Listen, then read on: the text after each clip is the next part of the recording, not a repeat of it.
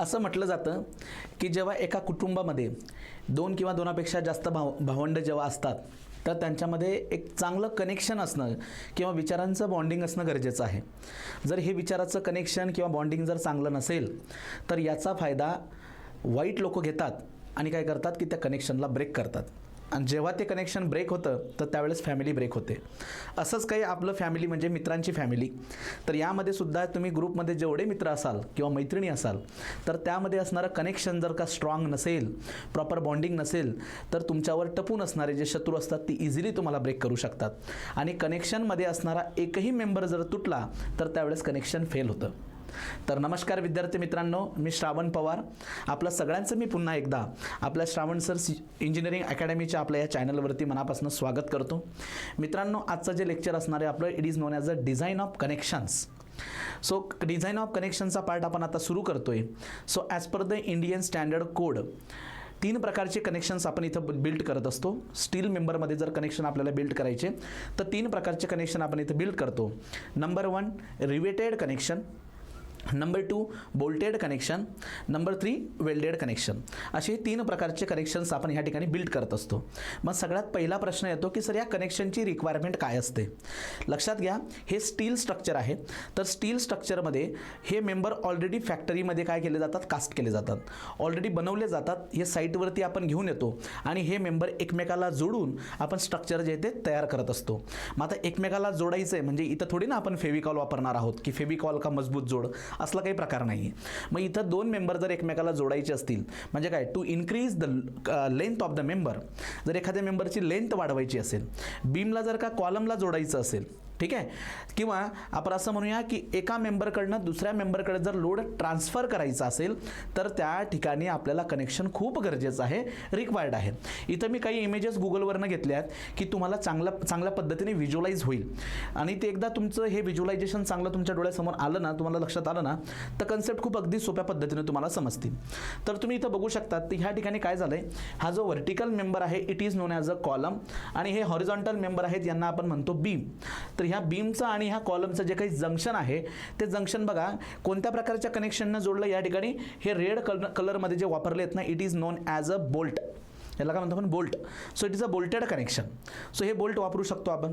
किंवा खास करून इंग्रजांच्या काळामध्ये बांधले गेलेले जेवढेही रेल्वे स्टेशन्स आहेत मित्रांनो, हे सगळे रिवेटेड कनेक्शन्सने तयार झालेले आहेत. रिवेटेड कनेक्शन तर तुम्ही बघू शकतात बघा, 1 2 3 4 असे हे डिफरंट टाईप्स ऑफ मेंबर जे आहेत ते मेंबर इथं कनेक्ट केलेत with the help of rivet. हे बघा, हे dot dot dot dot J दिसतात तुम्हाला हे असतं रिवेट. मग हे रिवेट दिसतं कसं किंवा ते कनेक्शन बिल्ड कसं करतात ते आपण डिस्कस करणारच आहोत. It is second type of connection known as a riveted connection. Then ह्या ठिकाणी तुम्ही बघू शकता हा मेंबर आणि हा मेंबर एकमेकाला जोडलाय by using the welding. So हे आहे वेल्डेड टाइप ऑफ कनेक्शन. तसे 3 प्रकारचे कनेक्शन असतात, riveted connection, then bolted connection and number 3 welded connection. मी तुम्हाला सब्जेक्टच्या सुरुवातीला सांगितलं होतं की हा जो कोड आहे आपला स्टील स्ट्रक्चरचा, इंडियन स्टँडर्ड कोड 800/2007, ठीक आहे. So Indian standard code 800/2007. तर यामध्ये limit state method of डिझाईनचा use केलेला असतो. LSM ज्याला आपण म्हणतो, limit state method of design, ठीक आहे.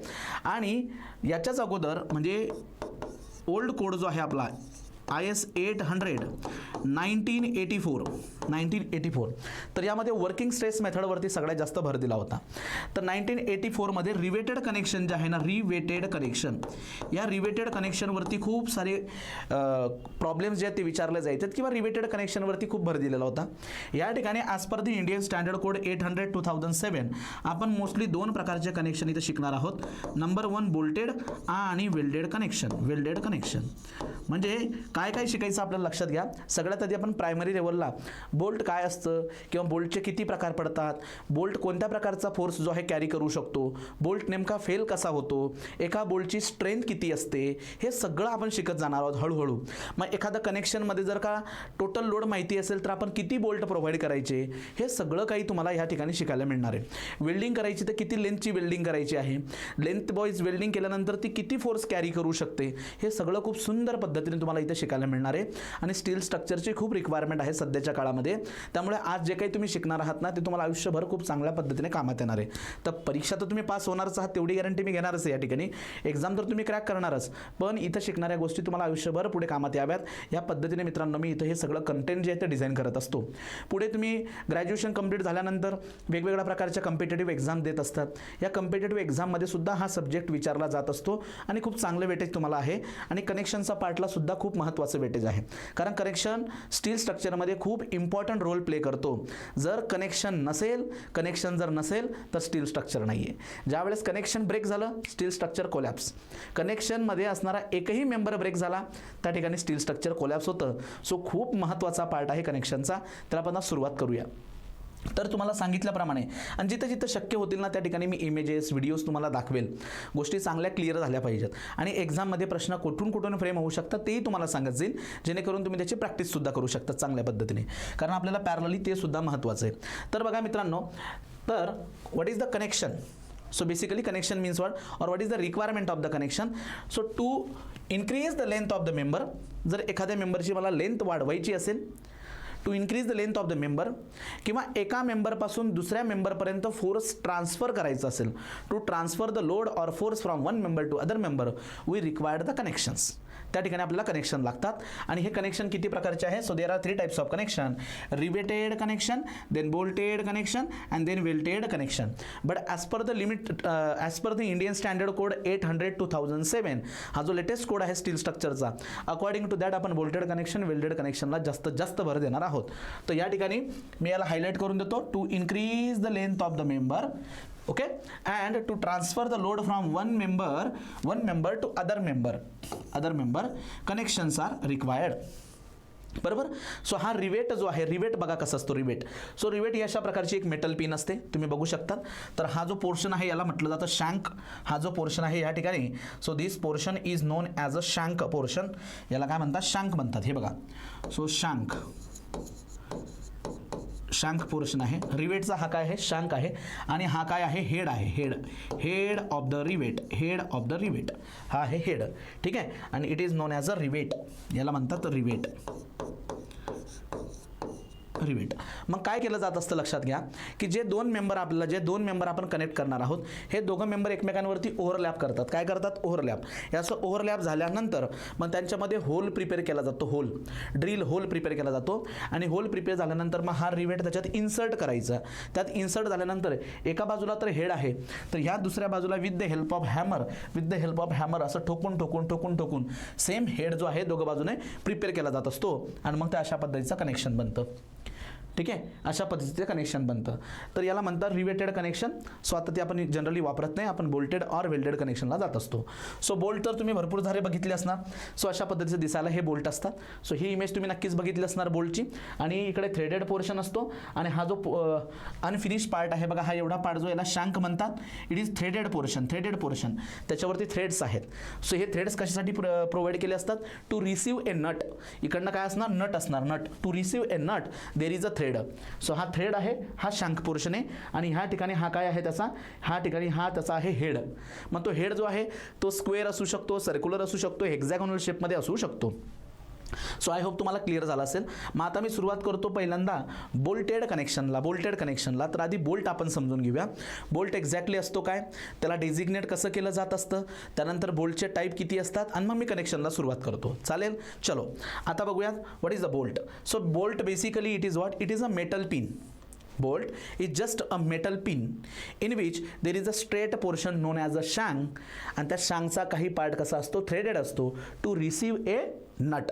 एका बाजूला काय असणार? हेड असणार. हेड तुम्हाला दाखवलं का नाही? हे बघा, हा बोल्ट जो आहे basically it is a metal pin in which one side, एका बाजूला काय असणार? हेड असणार. आणि एका बाजूला मित्रांनो काय असणार? शँक पोर्शन. आणि त्यामध्ये अर्धा पार्ट जो आहे तो थ्रेडेड असतो. ठीक आहे. तर तो थ्रेडेड कशासाठी असतो? To receive a nut. ठीक आहे. चला मग आता बघूयात आपण. बघा इकडे लक्ष द्या. So it is a metal pin. Basically it is what? Metal pin manufacture from low carbon or medium carbon steel. आणि तुम्हाला आता माहिती झालंय की लो कार्बन स्टील म्हणजे काय, की ज्याच्यामध्ये कार्बनचं कंटेंट 0.1 पासून 0.25 पर्यंत किंवा 0.25 पासून 0.6 पर्यंत, हे बघा हा झाला लो कार्बन आणि हा झाला medium carbon. So it is made from the low और मीडियम कार्बन स्टील. तर यांच्यापासून हे बनलेलं असणार काय, तर bolt. Next, it has head at one end and straight portion known as shank threaded at other end to receive a nut. मी काय करतो, एक इमेज तुम्हाला इथं ड्रॉ करून दाखवतो, द्या लक्ष सगळ्यांनी. हे बघा,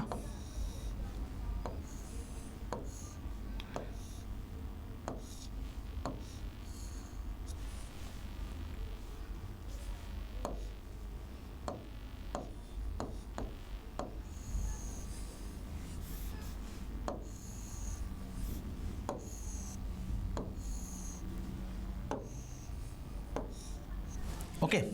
हा जनरली अशा पद्धतीचा हा बोल्ट दिसेल.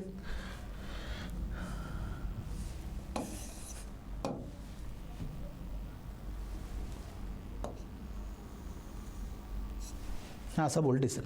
ओके आहे, ठीक आहे. तर हा बोल्ट दाखवण्याचा मी इथं प्रयत्न केला आहे. आता एक काम करूया, याचा काही पार्ट जो आहे तो मी थ्रेडेड दाखवतो. So it is threaded portion. हा असतो थ्रेडेड पोर्शन, ठीक आहे. आणि हा थ्रेडेड पोर्शन का असतो, to receive a nut receive करण्यासाठी, टू रिसीव ए नट. मग मी नट पण दाखवतो तुम्हाला. तर ह्या बघा, या ठिकाणी मी असं नट दाखवण्याचा प्रयत्न करतो, ठीक आहे. So to receive a nut,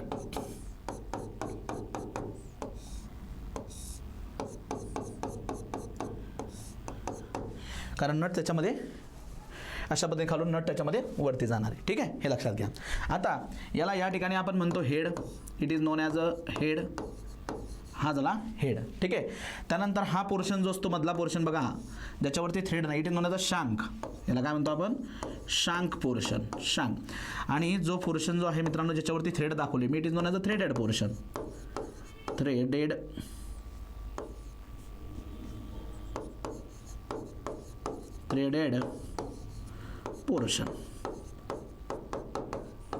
portion. त्यानंतर हा काय आहे, नट. हा काय आहे, नट आहे, ठीक आहे. आता याला डिझिग्नेट कसं करतात ते लक्षात घ्या. डिझिग्नेट कसं करतात, याची जी काही मी ओव्हरऑल लेंथ आहे बघा, overall length of the bolt किंवा ओव्हरऑल हाईट म्हणू शकतात तुम्ही. सो ओव्हरऑल लेंथ मी या ठिकाणी म्हणतो किंवा हाईट म्हणूया, हाईट और ओव्हरऑल लेंथ. तर मी त्याला एलने डिनोट करतो, एल. त्यानंतर हा जो काही पोर्शन आहे याला आपण म्हणतो शांक. कोणत्या पोर्शनला, हा बघा, हा जो मधला पोर्शन आहे शांक. तर हा शांकचा जो काही डायमीटर असतो, the diameter of the shank portion is equal to D. So small D represents the diameter of the shank portion, diameter of shank portion. तर याला डेझिग्नेट करताना अशा पद्धतीने डेझिग्नेट करतात, लक्ष द्या सगळ्यांनी. So M for metric size, M for metric size, डिनॉमिनेटरला इथं सपिक्सला, सॉरी डिनॉमिनेटर नाही सपिक्सला, इथं काय दाखवला जातो, डी. किंवा याला आर अशा पद्धतीने डेझिग्नेट करतात, M D L. So where या ठिकाणी हा डी काय शो करतो राजांनो, दिस डी. हा बघा, हा डी काय शो करतो, so it is known as a diameter of shank portion. कोणता पोर्शन, शांक. आणि ही एल काय शो करते, L. So it is total length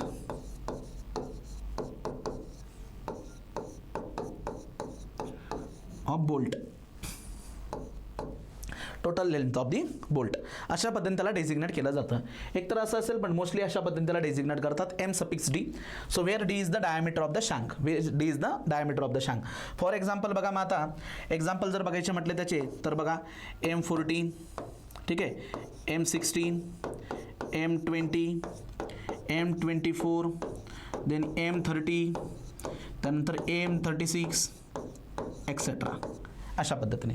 so या ठिकाणी हा 14, 16, 20, 24, 30 हा काय शो करतो, diameter. And that diameter in MM, diameter in MM. येतं लक्षात, अशा पद्धतीने डेझिग्नेट केलं जात असतं.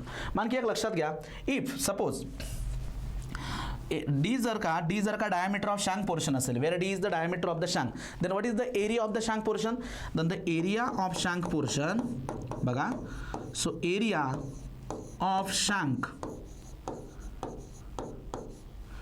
it is equal to pi by 4 d square, pi by 4 d square. So pi by 4 is the area of the shank portion. त्यानंतर जो threaded portion आहे बघा, threaded portion, what is the area of the threaded portion? Area of threaded portion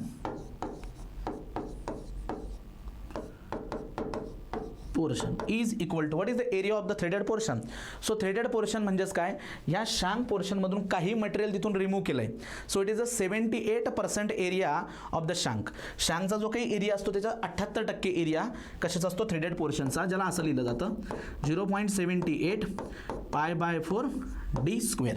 0.78. So 78% area जो असतो तो कशाचा असतो, threaded पोर्शनचा असतो. ठीक आहे, मी याला इथं लिहितो. आता हा जो एरिया आहे ना, एरिया ऑफ द शँक, यालाच ग्रॉस एरिया किंवा नॉमिनल एरिया असं म्हटलं जातं. It is also non as a nominal area. Nominal area. आणि थ्रेडेड पोर्शनचा जो एरिया आहे त्याला म्हणतात नेट एरिया. त्यालाच काय म्हणतात, नेट एरिया. पुढे हे आपल्याला डिझाईन स्ट्रेंथ कॅल्क्युलेट करताना कामात येणार आहेत, हे लक्षात घ्या. तर या ठिकाणी आपण काय बघितलं की बोल्ट जो आहे, bolt basically it is a metal pin. In the metal pin at one point किंवा at one end there is a head and in the one end there is a straight portion and in that straight portion some part is known as a shank and some part is known as a threaded portion. So जिथं plain portion असतो त्याला शँक म्हणायचं आणि त्या शँक वरतीच काय केलं असतं, काही पार्ट असतो थ्रेडेड पोर्शनचा. तर कोणताही बोल्ट डेझिग्नेट करताना त्याच्या सफिक्सला ही जी व्हॅल्यू असते 14, 16, 20, 24, तर ही व्हॅल्यू काय असते, शँकचा डायमीटर शो करते mm मध्ये आणि एम फॉर मेट्रिक साईज दाखवतो तो, मेट्रिक साईज, आणि शँक डायमीटर इन mm. मग शँकचा डायमीटर जर माहिती असेल तर मी area of the shank calculate करू शकतो आणि त्याचा 78% एरिया म्हणजेच थ्रेडेड पोर्शनचा area known as a net area. ठीक आहे, हे कॅल्क्युलेशनमध्ये तुम्हाला लागतील. आय होप हे तुम्हाला इथं क्लिअर झालं असावं. ठीक आहे, मग हे जर तुमचं क्लिअर झालं असावं तर मी आता पुढे जातो टाइप्स ऑफ द बोल्ट. तर या ठिकाणी 2 प्रकारचे बोल्ट आहेत. नंबर 1, ॲक्च्युली 3 प्रकारचे बोल्ट आहेत, पण जो दुसरा प्रकार आहे तो आता जनरली यूज करत नाही. तो काय तेही तुम्हाला मी सांगतो. Number 1 is known as a ordinary bolt और अनफिनिश बोल्ट और ब्लॅक बोल्ट. आणि नंबर 2 जो असतो त्याला म्हणतात फिनिश्ड बोल्ट. त्याला काय म्हटलं आता, फिनिश बोल्ट. पण तो फिनिश बोल्ट आता जनरली आपण यूज करत नाही. आणि तिसरा जो प्रकार असतो, तिसरा प्रकार, it is known as a high strength friction grip bolt. मी तिघं टायटल इथं तुम्हाला टाकून दाखवतो बघा. So there are 3 types of bolt. There are 3 types of bolt. Number 1 ordinary bolt. Ordinary bolt जो की आता मी तुम्हाला शिकवणार आहे ह्या ठिकाणी, ऑर्डिनरी बोल्ट. त्यालाच आपण काय म्हणतो, अनफिनिश्ड बोल्ट. दुसरा असतो फिनिश्ड बोल्ट. आणि जो तिसरा प्रकार असतो मित्रांनो, it is known as a high strength, मी शॉर्टमध्ये लिहितो त्याला, high strength friction grip bolt, HSFG bolt. ठीक आहे, HSFG bolt, high strength friction grip bolt. असे हे 3 प्रकारचे बोल्ट असतात. पण यामध्ये जो दुसरा प्रकार आहे ना, मी याला थोडंसं हायलाईट करतो. हा जो दुसरा प्रकार आहे ना, तो जनरली आता यूज करत नाही. तर आपण इथं ऑर्डिनरी बोल्ट आणि HSFG बोल्ट याबद्दल डिस्कशन करणार आहोत. हे 2 प्रकारचे बोल्ट. सो ऑर्डिनरी बोल्ट त्यालाच आपण अनफिनिश्ड बोल्ट किंवा ब्लॅक बोल्ट म्हणतो. हा जो असतो तो कशापासून बनलेला असतो, it is made from low carbon steel. आणि दुसरा जो आहे high strength friction grip bolt, हा बनलेला असतो मीडियम कार्बन स्टील पासून. सो पहिला बोल्ट जो ordinary bolt, it is made from low carbon steel, आणि high strength friction grip bolt it is made from medium carbon steel. So कार्बनचं content वाढलं म्हणजे स्ट्रेंथ वाढते. म्हणजे तुम्ही इथं डायरेक्टली म्हणू शकतात की ऑर्डिनरी बोल्टपेक्षा हाय स्ट्रेंथ फ्रिक्शन ग्रिप बोल्टची स्ट्रेंथ जी ती जास्त असते. त्याच्या नावातच आहे high strength. So it is made from low carbon and it is made from medium carbon. High carbon नाही, मीडियम कार्बन. सो पहिला पॉईंट इथं क्लिअर करून घ्या, it is made from low carbon steel. आणि याचा वापर कुठे करायचा? सो याचा वापर कुठे करायचा की ज्या कनेक्शनमध्ये लाईट लोड आहे, ग्रॅज्युअल लोड आहे, स्टॅटिक लोड आहे, तर त्या कनेक्शनमध्ये आपण याचा यूज करू शकतो. आणि दुसरा जो आहे ज्याची स्ट्रेंथ जास्त आहे, high strength friction grip bolt, तर याचा वापर तुम्ही कुठे करायचा आहे माहिती आहे का? ज्या ठिकाणी सडन लोड आहे, इम्पॅक्ट लोड आहे, व्हायब्रेशन्स आहेत, फॉर एक्झाम्पल रेल्वेमध्ये असणारे कनेक्शन्स. कारण जेव्हा ट्रेन जाते बघा रेल्वेवरनं, ती खूप मोठ्या प्रमाणात व्हायब्रेशन्स प्रोड्यूस करते, किंवा ब्रिजवरती, तर त्या ठिकाणी सुद्धा खूप vibration, impact load, sudden load येत असतो. तर जिथं रिक्वायरमेंट जास्त आहे स्ट्रेनची, तिथं प्रोव्हाइड करायचा high strength friction grip bolt. ठीक आहे. So suitable for the structure subjected to the static load or light load. Light load. ठीक आहे. Next, the mechanical property of the bolts are represented by the property class or grade. लक्षात घ्या, मी तुम्हाला मागे तर सांगितलं की एखादा बोल्ट जो असतो त्या बोल्टला कसं डेझिग्नेट करायचं, पण त्या बोल्टची स्ट्रेंथ काय किंवा त्याचा प्रॉपर्टी क्लास किंवा ग्रेड त्याला कसं डेझिग्नेट करतात ते तुम्हाला इथं सांगतो. हे बघा,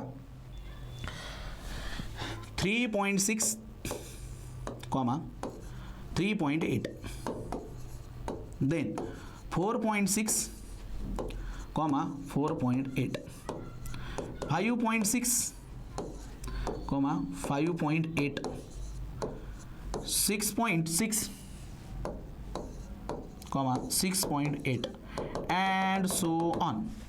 अशा पद्धतीने बोल्टला प्रॉपर्टी क्लास किंवा ग्रेड दिलेला असतो. सो या ग्रेडवरनं आपण काय समजून घ्यायचं? आता बघा 3.6, 3.8, 4.6, 4.8, 5.6, 5.8, 6. अशी ही सिरीज चालू असते. तर हा असतो प्रॉपर्टी क्लास और ग्रेड. या ग्रेडमध्ये, ह्या नंबर्समध्ये त्या बोल्टची स्ट्रेंथ लपलेली असते. तुम्ही म्हणाल कसं सर? तर लक्षात घ्या, जनरली यूज केला जाणारा, जास्तीत जास्त वेळेस यूज केला जाणारा जो बोल्ट आहे या ठिकाणी, तो असतो प्रॉपर्टी क्लास बोल्ट 4.6. तर 4.6 हा प्रॉपर्टी क्लासचा बोल्ट मॅक्झिमम यूज केला जात असतो. आता हा 4.6 नंबर काय एक्सप्रेस करतो ते तुम्हाला सांगतो. हे बघा, जेव्हा हा नंबर मी इथे लिहितोय 4.6, तर यामध्ये बोल्टच्या दोन स्ट्रेंथ लपल्या आहेत. Ultimate tensile strength of the bolt, ultimate tensile strength किती त्याची, मॅक्सिमम टेन्साईल स्ट्रेंथ, आणि त्यासोबत yield tensile strength of the bolt. Ultimate tensile strength as well as yield strength of the bolt. मग कसं शोधायचं? तर बघा, आधी शोधण्याची पद्धत सांगतो आणि मग त्याला थेरॉटिकली कसं लिहितात ते पण सांगतो. तुम्ही काय करायचं की हा जो पहिला नंबर आहे ना 4, डेसिमलच्या आधीचा 4, तर या 4ला डायरेक्टली 100ने मल्टिप्लाय करायचं, डायरेक्टली 100ने. सो पहिला जो नंबर आहे 4, याला डायरेक्टली 100ने जर का मल्टिप्लाय केलं तर ही व्हॅल्यू या ठिकाणी किती येते? 400. तर ही व्हॅल्यू काय शो करते माहिती का? बोल्टची ultimate tensile strength. U for ultimate, B for bolt आणि F for strength. Ultimate tensile strength of the bolt directly डेसिमलच्या पहिल्या नंबरला 100ने मल्टिप्लाय करायचं. मग याची अल्टिमेट टेन्साईल स्ट्रेंथ किती? 300, याची 300, याची 400, याची 400, 500, 500, 7.8 असेल 700. पहिला जो नंबर आहे 7, पहिला जो डिजिट आहे त्याला 100ने मल्टिप्लाय करायचं. You have the value of ultimate tensile strength directly. मग याला लिहिलं कसं जातं की हा 4 जो आहे 4, हा 4 काय शो करतो? लक्षात घ्या, हा 4 या ठिकाणी काय शो करतो? 4. सो इट इज 1/100 ऑफ, हा बघा, हा काय शो करतो? 1/100 of ultimate tensile. It shows tensile strength of bolt. Okay, so what it show? 1/100 ultimate tensile strength of the bolt. पहिला नंबर म्हणजे फॉर एक्झाम्पल बघा, लक्षात घ्या. मग आता फॉर एक्झाम्पल हा 4, सो 4 बघा, हा 4 काय शो करतो? It shows 1/100 ultimate tensile strength of the bolt.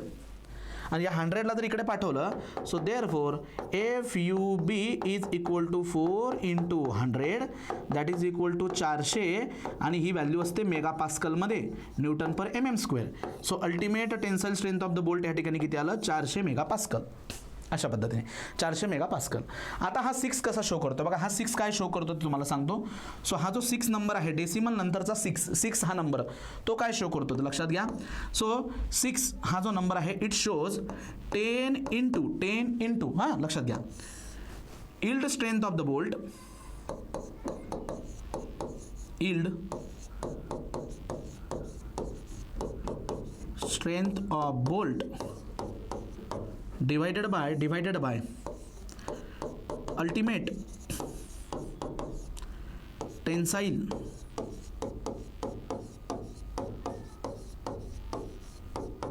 Strength of bolt, बरोबर. So yield strength of the बोल्टला आपण कसं डिनोट करणार, इट इज, याला डिनोट कसं करणार, ब्रॅकेटमध्ये एफ वाय बी आणि हा काय असेल एफ यू बी, एफ यू बी. ओके, हां असं शो करतो. म्हणजे आता मी याला जर का कॅल्क्युलेशन केलं तर बघा लक्षात घ्या, आता याचं मी कॅल्क्युलेशन करतो. सो हा जो नंबर आहे 6, दिस 6 शोज, सो हा जो 6 आहे 6 is equal to 10 time F Y B divided by F U B. आणि याच्यावरनंच बघा, याच्यावरनंच मग एफ वाय बीची व्हॅल्यू किती येणार, एफ यू बी इकडे मल्टिप्लायला जाणार 6 इंटू, मी असं लिहितो F Y B is equal to 6 into F U B divided by 10, that is equal to 6 into, बोलो एफ यू बी किती आहे 400 आणि डिवायडेड बाय 10, तर ही व्हॅल्यू किती आली, F Y B is equal to 240 newton per M M square. हे बघा 240 newton per M M square. तर जेव्हा एखादा बोल्ट जो आहे तो डेझिग्नेट केलेला असतो M10, M25, M26, तो एमच्या खाली असणारा जो नंबर आहे तो त्याचा शांक डायमीटर शो करतो MM मध्ये. त्याचा वापर करून तुम्ही एरिया ऑफ शांक काढू शकतात. त्याचं 78% घेतलं तर तुम्ही एरिया ऑफ थ्रेडेड पोर्शन काढू शकतात. पण या ठिकाणी हे जे प्रॉपर्टी क्लास किंवा ग्रेड असतात तर यावरून तुम्ही बोल्टची स्ट्रेंथ फाइंड आउट करू शकतात, ultimate tensile strength as well as yield strength. हे झालं एक एक्झाम्पल. आणखी शो करतो तुम्हाला, 1-2 एक्झाम्पल आणखी घेतो म्हणजे तुम्हाला खूप चांगल्या पद्धतीने ते समजेल. सपोज आता या ठिकाणी मी पुढे घेतो 7.8, हा एक्झाम्पल नंबर 2. 7.8 बघा, तर डायरेक्टली तुम्ही काय करू शकतात, ह्या 7 वरून डायरेक्टली या 7ला तुम्ही काय करा, डायरेक्टली ह्या 7ला 100ने मल्टिप्लाय करा आणि तुम्हाला कोणती स्ट्रेंथ भेटून जाईल, एफ यू बी. हे बघा, याला तुम्ही डायरेक्टली 100ने मल्टिप्लाय करा आणि तुम्हाला भेटेल 700 Newton per M M square, बरोबर. आणि हा डेसिमल नंतरचा जो काही 8 आहे 8, तर तो काय शो करतो, 8 is equal to 10 time F Y B divided by F U B. मग आता आपल्याला कॅल्क्युलेट करायचं आहे एफ वाय बी, तर F Y B is equal to, चलो 8 इंटू एफ यू बी किती आहे 700 आणि डिवायडेड बाय 10ने जर आपण हे केलं 8×7 = 56, तर हे आन्सर येणार 560 Newton per M M square, 560 Newton per M M square. अशा पद्धतीने असा आन्सर काढू शकतो. नेक्स्ट सपोज आहे या ठिकाणी 3, आता मी घेतो 10.6, ओके 10.6 अशा पद्धतीने. मग आता डायरेक्ट तुम्ही काय करू शकता, या 10ला काय करा, तुम्ही या 10ला मल्टिप्लाय करा डायरेक्टली 100ने आणि तुम्हाला काय मिळेल, ultimate tensile strength of the bolt that is equal to 1000. आणि ही कशात असते, मेगा पास्कलमध्ये, म्हणजे न्यूटन पर एम एम स्क्वेअरमध्ये. नंतर हा जो 6 आहे बिचारा, हा 6 काय शो करतो, 6 is equal to 10 time yield strength of the bolt divided by ultimate tensile strength of the bolt. मग इथून तुम्ही इल्ड स्ट्रेंथची व्हॅल्यू कशी कॅल्क्युलेट करू शकतात. So yield strength of the bolt is equal to 6 into ultimate म्हणजे किती, तो 1000 आणि डिवायडेड बाय 10 करा. सो ही व्हॅल्यू येणार 600 मेगा पास्कल. तर अशा पद्धतीने तुम्ही इल्ड स्ट्रेंथ पण फाइंड आउट करू शकता. ओके, सो कोणताही बोल्टचा प्रॉपर्टी क्लास किंवा जर तुम्हाला या ठिकाणी ग्रेड दिलेला असेल तर त्यावरनं तुम्ही त्याची ultimate tensile strength as well as yield strength value calculate करू शकतात. क्लिअर होते मी जे काय बोलतोय. हा झाला पहिल्या प्रकारचा बोल्ट आपला, it is known as a unfinished bolt, ordinary bolt, और याच बोल्टला आपण पुढे काय म्हणत असतो, ब्लॅक बोल्ट. ठीक आहे. सो हा जो आहे लो कार्बन स्टीलपासून बनलेला असतो आणि ज्या ठिकाणी स्टॅटिक किंवा लाईट लोड असेल त्या ठिकाणी आपण याला यूज करणार.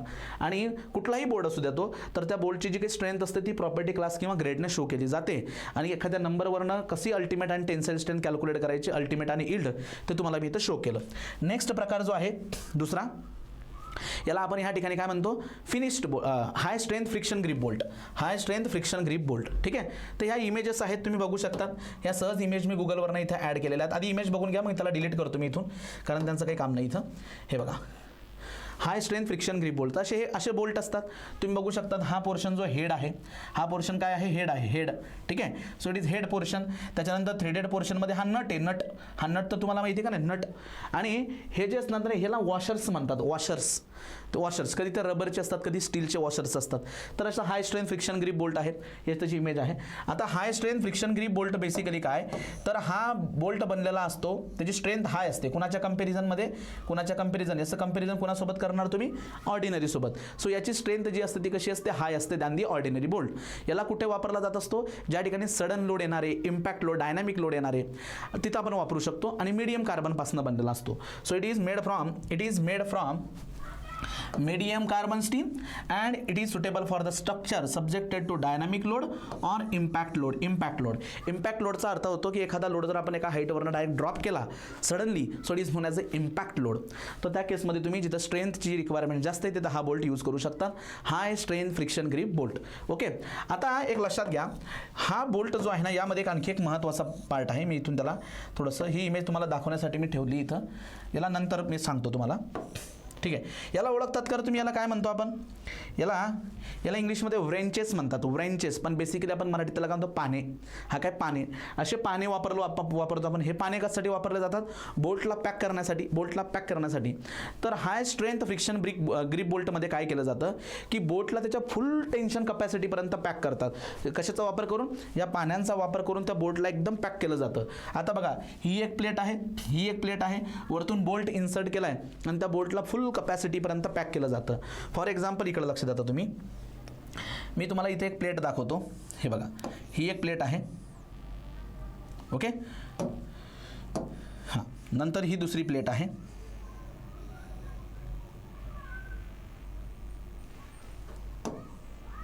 येस, ह्या दोन प्लेट. आता इथे एक लक्षात घ्या, इथं आपण एक बोल्ट दाखवतो तुम्हाला मी.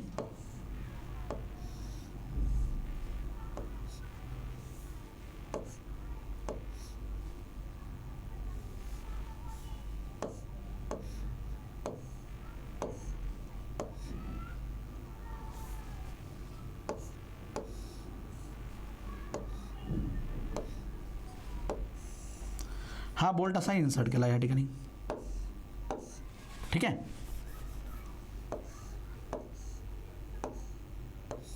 इट इज इन्सर्टेड लाईक दिस. आणि ह्या ठिकाणी काय प्रोव्हाइड केलं असणार, नट.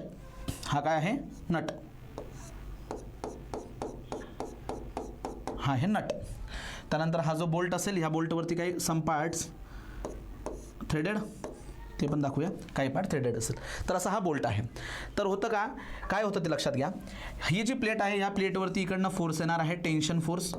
ठीक आहे, इकडनं फोर्स येणार आहे, tension force. Let us say it is P आणि इट इज पी. आता हा जो बोल्ट आहे ना, हा bolt with the help of this wrenches, और त्याला पाने म्हणतो आपण, याला काय करतात, असं पकडलं जातं आणि त्याला फुल टेन्शन कपॅसिटीपर्यंत आपण टाईट करतो. मग त्याला जेव्हा तुम्ही टाईट करता तर त्याच्यामुळे होतं काय की ह्या प्लेट ज्या आहेत ना एकमेकांकडे, ह्या प्लेट ज्या आहेत ना एकमेकांकडे अशा पद्धतीने ह्या प्लेट एकमेकांकडे दाबल्या जातात. तुम्ही बघा ना, जेव्हा तुम्ही नट फिट करतात किंवा बोल्ट फिट करतात with the help of this wrenches और पाण्याला पण त्याला फुल कपॅसिटीपर्यंत, तर त्या प्लेट एकमेकांकडे दाबल्या जातात. ठीक आहे, त्या प्लेट काय करतात, दाबल्या जातात. मग आता याच्यामुळे होतं काय की जेव्हा हा लोड ह्या प्लेटला असं टेन्शन लोड अप्लाय करणार आहे, so first due to this compression म्हणजे काय की ते प्लेट एकमेकांच्या जवळ आल्या तर त्यांच्यामध्ये फ्रिक्शन वाढतो. तर पहिल्यांदा जो काही एक्सटर्नली अप्लाय केलेला लोड असतो, it is balanced by the friction first, कारण प्लेट एकमेकांच्या जवळ आले आहेत. So first time it is balanced by the friction and then it is balanced by the bearing action or shear action. लक्षात घ्या, first it is balanced by the friction, आणि तो friction कसा डेव्हलप होतो, असा.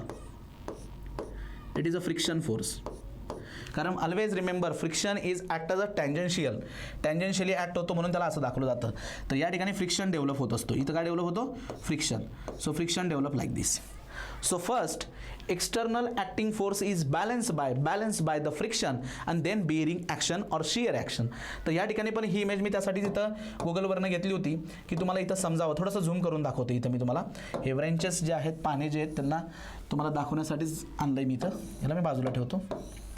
हे बघा, हां आता बघा, हे बघा इथं बघू शकता तुम्ही, ज्यावेळेस हा बोल्ट जो आहे दोन प्लेटला काय करतोय, पॅक करतोय. खूप छान छान इमेज आहे.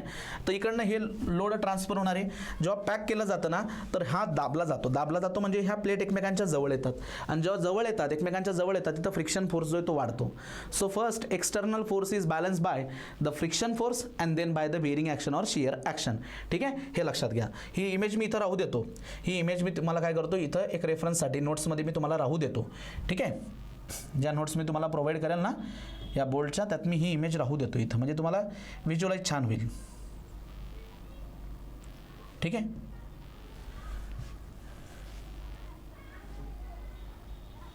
ठीक, हे सगळं मी इथं राहू देतो. ओके, याला हायलाइट करतो. So high strength friction grip bolts are tightened to their maximum tension capacity, so that the external load is resisted first by the friction and then by the shear and bearing action. काय आहे shear, काय आहे bearing सांगतो. थोडंसं patience ठेवा, हळूहळू गोष्टी clear होत जातील. आणि याची स्ट्रेंथ जास्त असते. So it is represented by the property class 10.9 and 12.9 या दोन प्रॉपर्टी क्लासमध्ये हा अवेलेबल असतो. What is the 10.9? आता 10.9 वरनं तुम्हाला काय समजू शकतं बरं, हे बघा 10.9 म्हणजे लक्षात येते का, 10ला जर का तुम्ही 10ने मल्टिप्लाय केलं, 10ने किसीने मल्टिप्लाय करायचं 100ने. सो पहिल्या 10ला जर का तुम्ही 100ने मल्टिप्लाय केलं तर उत्तर तुमचं काय येणार आहे माहिती आहे का, 1000 न्यूटन पर mm². त्याची अल्टिमेट टेन्साईल स्ट्रेंथ किती, 1000. आणि यील्ड कशी कॅल्क्युलेट करतो आपण, yield 10 into yield strength of the bolt divided by ultimate strength of the bolt is equal to 9. मग हा 1000 इकडे मल्टिप्लायला जाणार आणि यील्ड स्ट्रेंथ त्याची येणार 900 न्यूटन पर mm². सो याची स्ट्रेंथ खूप जास्त असते. 1000 त्याची मेगापास्कल ही अल्टिमेट टेन्साईल स्ट्रेंथ आहे, आणि 900 मेगापास्कल ही मित्रांनो त्याची यील्ड स्ट्रेंथ आहे, यील्ड स्ट्रेंथ. ठीक आहे, सो अशा पद्धतीने हे दोन महत्त्वाचे बोल्ट आहेत जे मी तुम्हाला दोघं इथं समजून सांगितलेत. आय होप तुम्हाला हे क्लिअर झालं असावं. तर ह्या लेक्चरमध्ये आता पुढचा पार्ट जो आहे ना, तर त्यामध्ये आपण actually classification of the bolted connection, shear connection, tension connection, combination of both, हे दोघं आपण पुढच्या लेक्चरमध्ये एक्सप्लेन करू. तर या ठिकाणी बघा आपण आता काय बघितलं, तुम्ही हा बेसिक पार्ट जो आहे फंडामेंटल पार्ट तो तुम्हाला समजणं गरजेचं आहे. सो कनेक्शन बेसिकली कनेक्शनची रिक्वायरमेंट काय असते, to increase the length of the member और to transfer the load from one member to other member we required a connection. And connections are 3 types, bolted connection, welded connection as well as riveted connection. But as per the limit state method of design 800/2007 हा code जो आहे याच्यामध्ये LSMचा use केला आहे. तर आपण bolted आणि welded connection ह्या ठिकाणी बघणार आहोत. सो बोल्टबद्दल आपण पूर्ण माहिती इथं घेणार आहोत. सो बोल्ट बेसिकली काय आहे, it is a metal pin, त्यामध्ये काही पॉर्ट शँकचा असतो, काही पोर्शन थ्रेडेडचा असतो. इथं हा नट दाखवला आहे. त्यानंतर कसं त्याला रिप्रेझेंट करतात, त्याचं नॉमिनल एरिया किंवा area of the shank portion, threaded area कसा काढायचा ते आपण बघितलं. त्याच्यानंतर जे दोन महत्त्वाचे प्रकार आहेत, ऑर्डिनरी बोल्ट और ब्लॅक आणि फिनिश बोल्ट, आणि नेक्स्ट प्रकार या ठिकाणी आपण बघितला आपण या ठिकाणी non as a high strength friction grip bolt. So I hope तुम्हाला इथपर्यंतचा पार्ट क्लिअर झाला असेल. आता इथं थांबूया, लगेच नेक्स्ट व्हिडिओ लेक्चरमध्ये आपण पुढचा पोर्शन जो तो डिस्कस करूयात. ओके, चलो, थँक्यू सो मच.